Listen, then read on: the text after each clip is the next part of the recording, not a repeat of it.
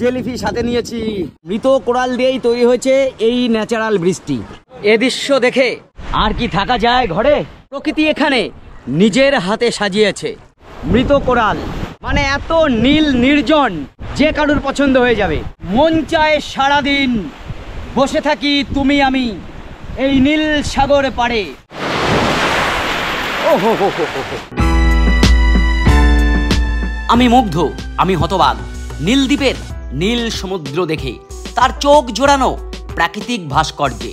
কখনো সমুদ্র তটে কাঁকড়ার পিছু হেঁটে, তো কখনো উপকূলের অচেনা সামুদ্রিক প্রাণীর বৈচিত্র্যে, জীবন্ত বা মৃত কোরাল ছুঁয়ে দেখে।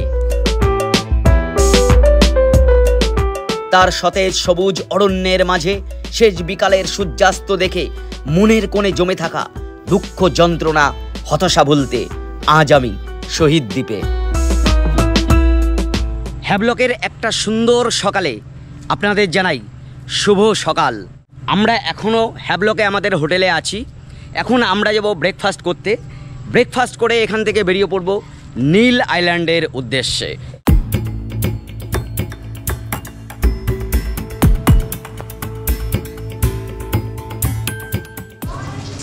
প্রত্যেকটা খাবার কিন্তু ভালো।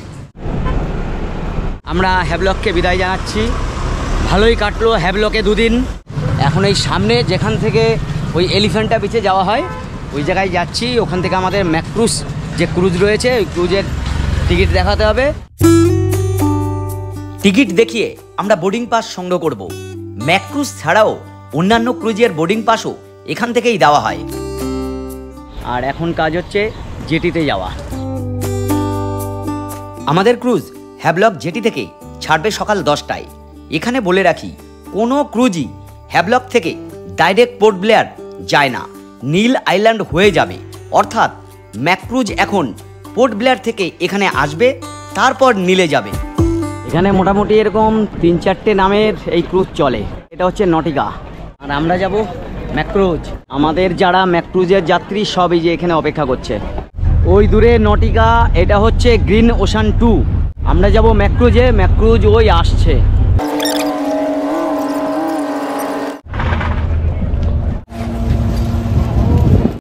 ম্যাক্রুজে এখানে প্রথমে যে লাগেজ জমা করা হচ্ছে, তো লাগেজ আমি রেখে দিলাম। এরপর পেছন দিকে লাগেজ রাখলাম, আর সামনের দিক দিয়ে আমাদের এখন প্রবেশ করতে হবে। এবার আবার এদিকে লাইন পড়েছে। 9টা 48, আরও মিনিট 5 আগে থেকে এখানে এন্ট্রি করানো হচ্ছে।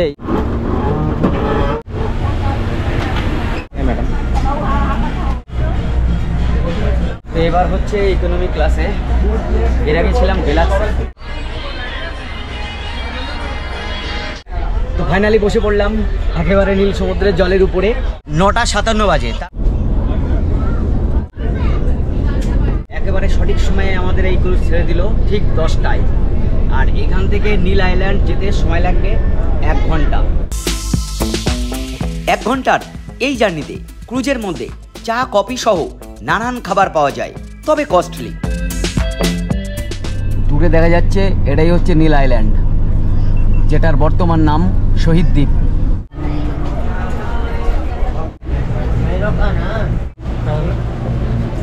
নীল আইল্যান্ড ওই দেখা যায়। ঘড়িতে এখন সময় 10টা 54, মানে 1 ঘন্টা পুরোপুরি লাগলো না। এই ম্যাক্রুজ আমাদের পৌঁছে দিল। চলো আগে লাগেজপত্রগুলো নিয়ে নেওয়া যাক। এই এখানে সব লাগেজগুলো নামানো হচ্ছে এবং এইভাবে সারিবদ্ধভাবে রাখা হচ্ছে। যার যেটা সেটা সে দেখে নিয়ে নেবে। এইখানে এই লাগেজ নেওয়ার ব্যাপারগুলো কিন্তু যথেষ্ট মানে হ্যাপা বলা যায়। আর মানুষও প্রচুর আসে একটা ক্রুজে, এইটা নিতে বেশ হয়রানি হতে হয়।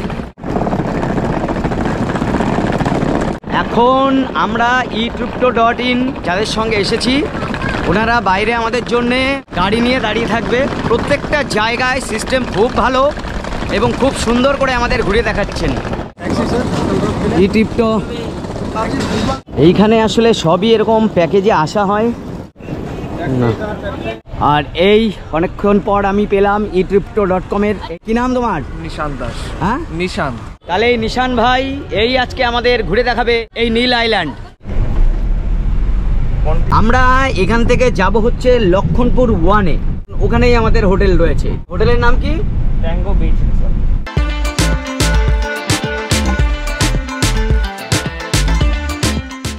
অক্টাঙ্গো বিচ রিসর্ট ইউটিউব তো আমাদের জন্য এই হোটেলে ব্যবস্থা করেছে। জায়গাটা কিন্তু বেশ সুন্দর, একেবারে সোজা দেখা যাচ্ছে, এটাই হচ্ছে সৈকত, অনেকটা বড় আর এর প্রপার্টিটাও অনেক বড়। ওরে বাপরে, গাছগাছালি ঘেরা, সামনে আবার সুইমিং পুল, আর এখানে হচ্ছে সবচেয়ে বড় সুইমিং পুল। আমাদের যে রুম দেওয়া হচ্ছে সেই রুমে আমরা এখন যাচ্ছি। 306 নম্বর, বিরাট বড় প্রপার্টি এই হোটেলের। রুমে ঢোকার আগে এখানেই আমি দেখছি একটা আয়না রয়েছে, এখানে বড় একটা আলমারি রয়েছে। আচ্ছা, টয়লেট বাঁদিকে আছে, আমি সোজা আগে যাই। এই হচ্ছে আমাদের বেড, যথেষ্ট বড় রুম এবং এই বেডে 2-3 জন থাকা যায়। রুমে এসি, ফ্যান, এই সমস্ত ব্যবস্থা তো আছেই। এই দরজা খুললেই এই ব্যালকনি, এবং ব্যালকনি থেকে আপনি পেয়ে যাচ্ছেন এই সিন। ও হো, আহা রে, কি অপরূপ জায়গা। এই চায়ের সরঞ্জাম দিয়ে দেওয়া হয়েছে, আর এইটা হচ্ছে টয়লেট। টয়লেটটা যথেষ্ট বড় এবং প্রথম কথা হচ্ছে পরিষ্কার পরিচ্ছন্ন একেবারে। এখন এখানে খানিকটা রেস্ট নেব, রেস্ট নিয়ে তারপর আমরা বেরোবো। এগিয়ে যাচ্ছি একেবারে সৈকতের দিকে। নারকেল আর পাম গাছ ঘেরা এই সৈকত। এসেই প্রথমে চলে এলাম এই সৈকতে। সামনে এ দৃশ্য দেখে আর কি থাকা যায় ঘরে, তাই দৌড়ে চলে এলাম এই সৈকত পাড়ে।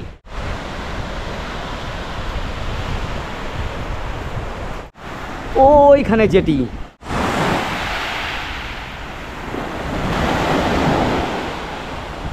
এই দেখতে পাচ্ছেন আমার হাতে, এটা হচ্ছে কোরাল, মৃত কোরাল।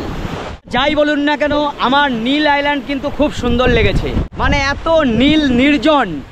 আর আমার সামনে ওইদিকে ওইটা হচ্ছে স্বরাজ দ্বীপ, ওই দ্বীপটা হচ্ছে হ্যাভলক। ঠিক কাঁকড়া, কাঁকড়া দেখুন, এটা কি কালারের কাঁকড়া। কোথায় যাবে?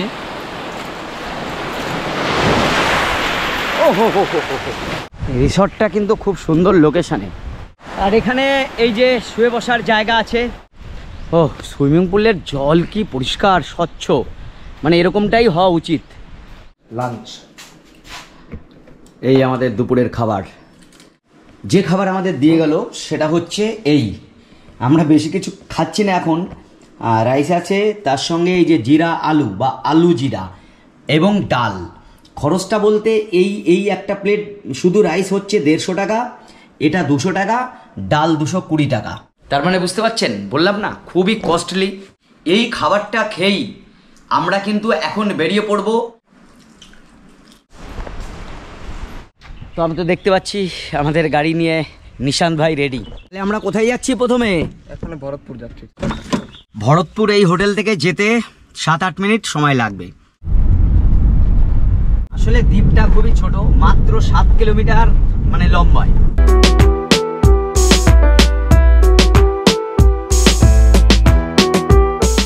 सर ये एक्टिविटी है यहाँ पे, देखिए आपको कौन सा एक्टिविटी करना है। बना ली सर, এই যে অ্যাক্টিভিটি দেখো, এই সব খরচ আছে। গ্লাস বটম বোটে রাইডটা কিন্তু খুব সুন্দর, কিন্তু আগে আমি জানতাম 600 টাকা, এখন আমি এখানে এসে শুনছি 800 টাকা পার হেড। টিকিট করে নিলাম এখান থেকে গ্লাস বটম বোটে। কতক্ষণ ঘোরাবে দাদা ওটা? এটা 8 ঘন্টা লাগে দেখতে। আধা ঘন্টা। কিছু মানুষ এখন ফিরছেন। এখান থেকে শুরু হয়ে গেল লকার রুম, চেঞ্জিং রুম, স্নানের জন্য সব এখানে পরপর রয়েছে। লকার কত? লকার 30 টাকা। 30 টাকা এই মানে যতক্ষণ থাকবো হয়ে যাবে তো 30 টাকা। 10 रुपए ना मांगी तो 4टे পর্যন্ত। 4टे পর্যন্ত। चांद नहीं। আর এই চেঞ্জ করার জন্য, চেঞ্জিং এর জন্য 20 টাকা। 20 টাকা। স্নান করা যায়। এই যে লকার রয়েছে, এরকম প্রচুর লকার রয়েছে। 30 টাকায় মানে আপনি মিনিমাম 2 ঘন্টা এখানে কাটাতে পারবেন।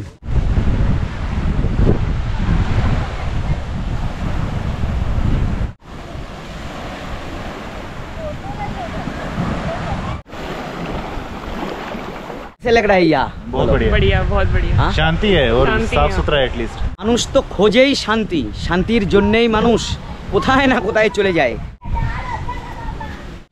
এখানে মানুষ বসে কিছু সময় কাটাচ্ছে, খাওয়া দাওয়া করে। সৈকত পাড়ে এরকম তাঁবু দেওয়া, এটা কিন্তু এখনো নজরে আসেনি খুব একটা, কিন্তু এইখানে ম্যাক্সিমাম জায়গায় এই একটা নতুন বৈশিষ্ট্য আমি দেখছি। তাঁবু পেতে সবাই শুয়ে থাকছে, বসে থাকছে। আমার মনে হয় এর কারণ হচ্ছে জায়গাটা খুবই শান্ত এবং বেশ ঠান্ডা, হাওয়া দেয় ফুরফুরে, এই জন্য সবাই এরকম এখানে একেবারে সেই তাবু পেতে আমার মনে হয় এটা ভাড়াও পাওয়া যায়। আর গ্লাস বটম বোটটা কোন দিকে করবো? এই জঙ্গল মে যেতে হবে। কেয়া গাছের ভেতর দিয়ে আমরা এগিয়ে যাচ্ছি এখন। গ্লাস বটম বোটটা এই দিকে বললো কোথাও। কলকাতা এখন পুড়ছে। যে ভাই গ্লাস বটম বোট কোথায় হচ্ছে? এখানে হচ্ছে। ও কত করে নিচ্ছ একজনের? 800 টাকা। আমরা সব কাজ কমপ্লিট করে নিলাম, এখন বোটে যাচ্ছি। ওই দূরে আমাদের বোট, কিন্তু এই জল পার হয়ে আপনাকে ওই পর্যন্ত যেতে হবে, তাতে আপনি ভিজে যেতে পারেন, কিছু করার নেই। এখানে আসলে বেশি জল না, কারণ এখানকার যে সমুদ্র অর্থাৎ মহিষপন অঞ্চল সেটা খুব হালকা ঢালে গভীর সমুদ্রে মিশেছে, যার জন্য অনেক দূর পর্যন্ত আপনি হাঁটু জল মাজা জল পর্যন্ত হেঁটে চলে যেতে পারবেন। কে চালাবে? তুমি?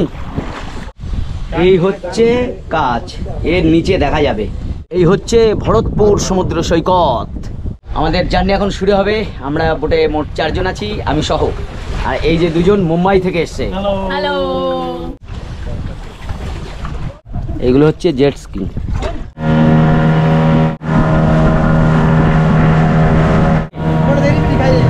আচ্ছা, ও বোট তো সেই দুলছে, এরকম এরকম এরকম। এই শুরু হয়ে গেল। এখানে কোরাল খুব কাছে, এই যে এইখানে কোরাল খুব কাছে। ওরে বাপরে, এ বোটের বাইরে দেখুন কয়েক লক্ষ জেলিফিশ, আর নিচে কোরাল, বিভিন্ন রং বেরঙের মাছ দেখতে পাচ্ছি। ও জেলিফিশ হাতে নিয়েছি, এ এক বিরাট অনুভূতি, বিরাট জেলিফিশ, মানে জীবন্ত জেলিফিশ সমুদ্র থেকে উঠে আনা হয়েছে। যাও যাও যাও, তবে এইগুলো কিন্তু সঙ্গে সঙ্গে ধুয়ে নেবেন, না হলে কিন্তু ক্ষতি হবে। ভাবা যায়। সবাই ওদিকেই তাকিয়ে আছে, নিচ দিয়ে দেখা যাচ্ছে।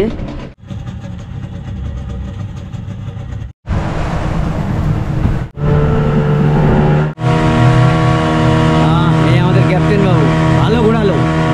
অনুভূতি অভিজ্ঞতা দুটোই খুব ভালো ছিল। স্কুবা ডাইভিং করতে পারবে না তাদের জন্য এটা সব থেকে বেস্ট অপশান। এই হচ্ছে সুখ আর শান্তি। এই দেখুন,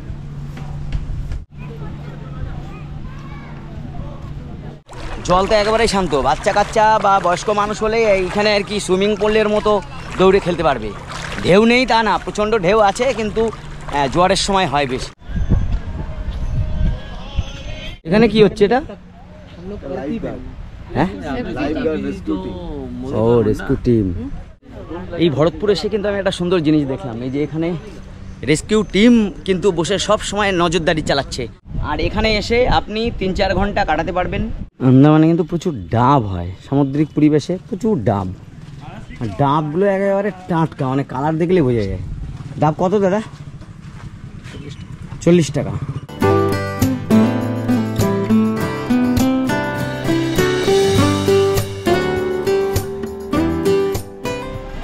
এই পুরো পার্কিং। আমরা এখন নামলাম লক্ষণপুর 2। এইবার এইখান থেকে আপনাকে উঠতে হবে ওই উপরে। এখানে খানিকটা উপরে উঠতে হচ্ছে হেঁটে হেঁটে, কষ্ট হচ্ছে না খুব একটা। জায়গাটা খুবই ন্যাচারাল জায়গা।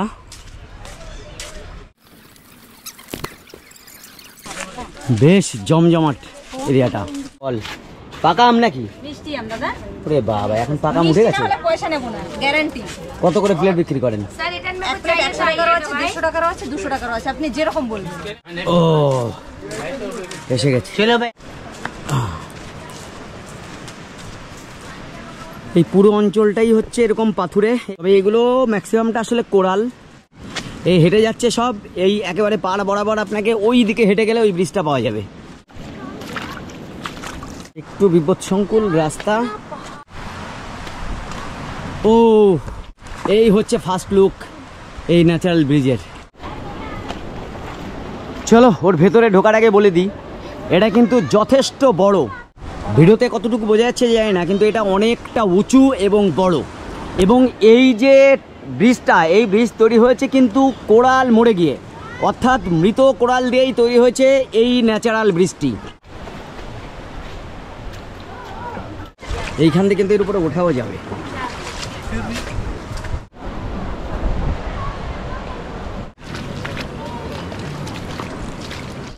এইখানে প্রচুর মাছ।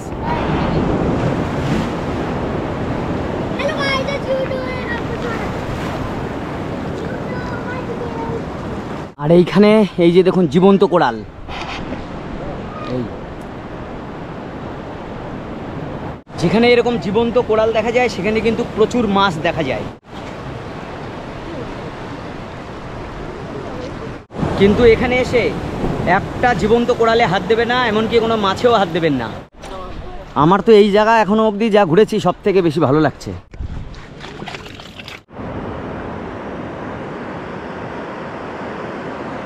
এরা জল পেতেই এরকম বাড়তে শুরু করেছে।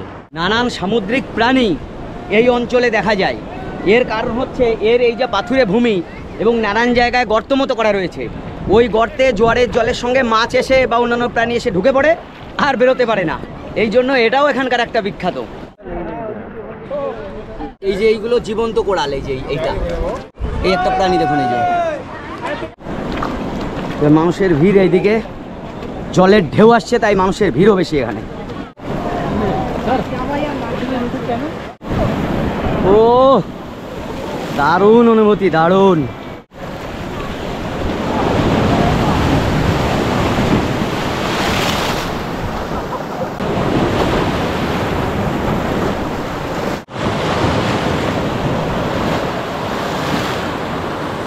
ওই দূরে আর একটা ব্রিজ আছে, ওখানে ওখানে হেঁটে যাওয়া যায় এই পাশ দিয়ে।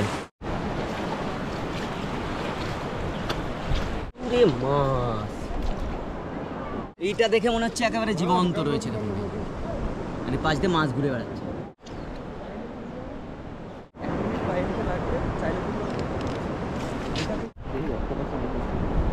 এই সেই প্রাণীটা, এইটা এইটা অক্টোপাসের মতো দেখায়। এগুলো হচ্ছে সব সমুদ্র তরঙ্গের কার্য বলা যায়। ওই হচ্ছে মেন ব্রিজটা দেখা যাচ্ছে, এছাড়া এই দিকেও এরকম প্রচুর কারুকার্য দেখা যাচ্ছে। এবং ওই দিকে আমি দেখছি ওই যে ওইখানে আরও একটা এরকম খিলান বা ব্রিজ রয়েছে, ন্যাচারাল ব্রিজ।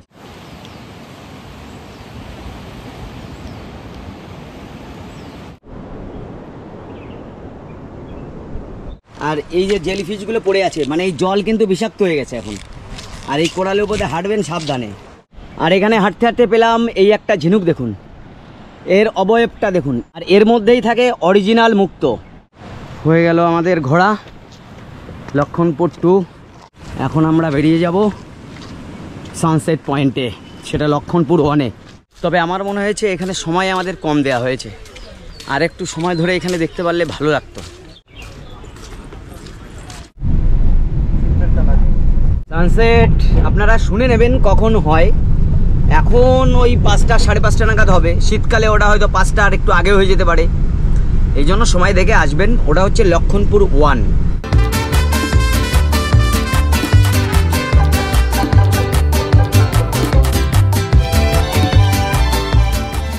সূর্য প্রায় অস্তমিত। গাড়ি পার্কিংয়ে দাঁড় করিয়ে আমরা এখন হেঁটে যাবো ওই সামনে। গোটা আন্দামানই এরকম সবুজে ঘেরা। এই তো সূর্য, এই পৌঁছালাম সানসেট পয়েন্ট লক্ষণপুর 1। ভালো জায়গা সত্যি। এই জায়গাটাও কিন্তু খুব সুন্দর। এখানে প্রচুর দোকানপাট আছে, মানুষ কিছু খাওয়া দাওয়া করছেন। আর এই নিচে সোজা সানসেট দেখতে যেতে হবে। এইখানে এইটা রিপন সি ফুড, এই রিপন দা এই করে কি এটা জাল দিলেন কেন? এটা বারবিকিউ। বারবিকিউ করেন আপনারা? এত রকম সি ফুড রয়েছে। মাছ তো প্রচুর দেখছি, এগুলো ভেজে টেজে দেন নাকি? এগুলোকেই প্রসেসিং করে দেওয়া হয়। এরকম বাইরে কিন্তু প্রচুর খাবারের দোকান আছে, সেখানে তুলনামূলকভাবে অনেকই খরচ কম হবে। সেই শুভ সন্ধিক্ষণ এসে গেছে, প্রায় ঢলে পড়েছে সূর্য। এইখান থেকে সূর্যাস্ত সব থেকে ভালো দেখা যায়। প্রচুর মানুষ অলরেডি ভিড় করেছেন। সাদাবালি, এইখানে যদি জল এই পর্যন্ত আসে তাহলে এখানে স্নান করা যায়। দেখেন? আপনি কি এখানেই থাকেন নাকি? আন্দামানের? এখান থেকে আমার চ্যানেল দেখেন? হ্যাঁ, এখান থেকে আমরা চ্যানেল খুব দেখি আমি। তারাপীঠ জানো সব দেখি আমি। তো এটা একটা প্রাপ্তি, ভালো লাগলো।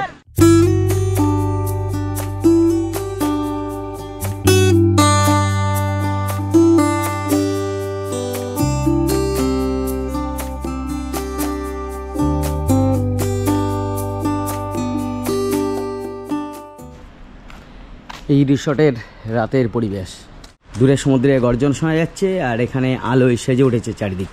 আর আমি যাচ্ছি এখন সুইমিং পুল। বাপরে যা গরম জল এখানে, সারাদিন রোদ পেয়ে প্রচণ্ড গরম জল এখন। এই ট্রিপটা আমাদের ভালো রিসর্টে রেখেছে কিন্তু এই নীল আইল্যান্ডে। এরপর সোজা ডাইনিং টেবিলে রাতের কস্টলি খাবার খেয়ে ঘুম, অপেক্ষা পরের দিন সকালের। সকালের ট্যাঙ্গো বিচ রিসর্ট থেকে আমরা যাচ্ছি এই নীল আইল্যান্ডের ওদের নিজস্ব সৈকতে।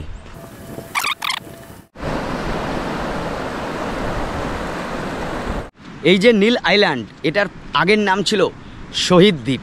তাই এখানে পা দিলেই সেই সমস্ত শহীদদের কথা মনে পড়ে। সত্যি তারাই আমাদের স্বাধীনতা এনে দিয়েছিল। এই হচ্ছে একটা কোরাল, মোড়া কোরাল, কিন্তু এটা বেশ কালারফুল ছিল। আর সমুদ্রের এই পাহাড়গুলো কিন্তু মানে একেবারে সতেজ সবুজ অরণ্য, গাছপালায় ঘেরা। নীল আইল্যান্ডে আমাদের এক রাত একদিনের যে প্যাকেজ ট্যুর ছিল সেটা শেষ হয়ে গেল।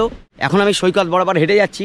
আমার একদিকে নীল সমুদ্র এবং ওই পাড়টা হ্যাভলক, এবং আমার ডান দিকে রয়েছে সবুজ বনানী, এবং আমি হেঁটে যাচ্ছি সাদা বালির সরু সৈকতের উপর দিয়ে। তো এই সব কিছু মিলেমিশে নীল আইল্যান্ড খুবই নির্জন, জনমানব এখানে একটু কমই আসে।